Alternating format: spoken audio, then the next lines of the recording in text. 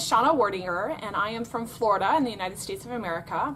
I'm actually in the business of my father, Gary Schotten. I'm visiting him for the holidays, and wanted to kind of just get on the video and share a little bit about myself and kind of some things that I'm going through within my own business, as you are listening in probably as a business owner, looking into getting into business. And kind of my background is I am a CPA, that's an accountant here in the United States, where I do business consulting, accounting work, software implementation, kind of a variety of things just to help various businesses understand their finances.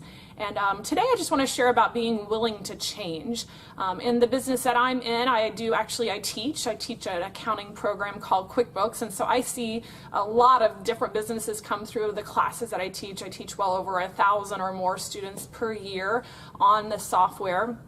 And the thing that I run into the most is people just not being willing to change, whether it be the business owner, the staff underneath them, is just the friction that comes with the way we used to do it. We like it, why are we changing it? And then getting through that process. I always talk it through like pulling a tree out. When you're rooted and grounded in some way that you're doing something and you pull that tree out, the roots are dangling, and you got to plant it in to some other maybe program or system or way of doing things that should be more efficient, but that whole transition stage isn't fun, isn't pretty. And so I have dealt with clients of mine that I know the way they've been doing it is archaic, whether it be by hand, the way they're filling out their data just manually, where a computer system, if they put it properly in place, will eliminate their time, eliminate a whole staff member from doing all this manual input.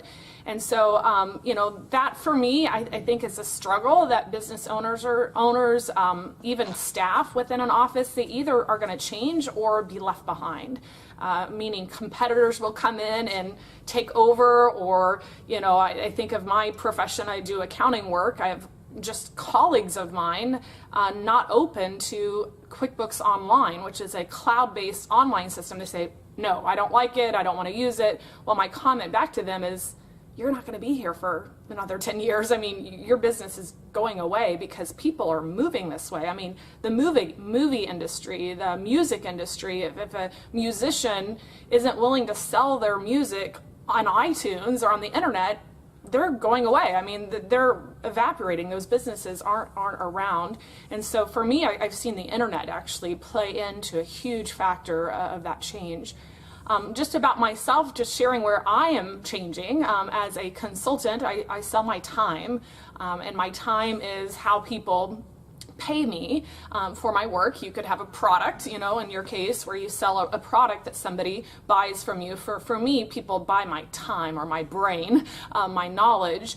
And in my practice, in my business, how I monetize that brain or time is by charging by the hour. And that is an old model. It's the way it's been done for years with lawyers, with accountants, IT professionals, engineers, anybody in this profession. This is kind of the way it's been done for hundreds of years, actually, is just track my time and then I charge you by the hour. Well, I never liked it. I never thought that was a good model. And so for me, I started learning. And so the first thing I encourage you to do is just be learning. You may not need to change at the moment, but be open to that. And for me, I started learning and listening to other professionals in my industry. I encourage you to do the same. Competitors, other people, walk into their business, see what they're doing, be open to maybe a different way of doing things, think out of the box. I just started learning, just listening, reading books, listening to podcasts, and I started learning about charging what they call value pricing. And there's a whole discussion on that. I'm not going to go into that here, but basically changing the model of hourly billing to just, thinking through a project, how long will the job take, and just having a flat fee. Just like you go get your car changed, you know what it's going to cost you to get your oil changed or your tires rotated, and just have a flat fee, a chargeable fee for that work. And so learn, encourage that, number one. The second thing in changing is implementing it. I think for me, I was learning and I knew I needed a change. I knew there was a need to do that. And there came a point, though, I just had to do it. I could keep on learning, but there comes a point where I didn't feel like I was ready. I didn't think I knew all I needed to know, but I actually had a project I was working on right at that moment, and it was a large project. It was going to take me probably 4 to 6 months to complete. And I knew I needed to change my pricing model right then and there. And even though I didn't feel I had all the knowledge, I just started implementing. I just started doing the pricing change in my case that I had to implement. So just encourage, do it. And in my case, implement and just make it happen.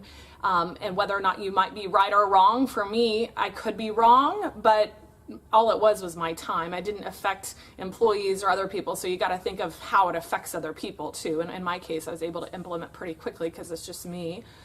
The third thing in changing, I think, is adjusting. So once you learn, number one, once you actually implement that change, then you have to adjust according to what works for you, what works for your business.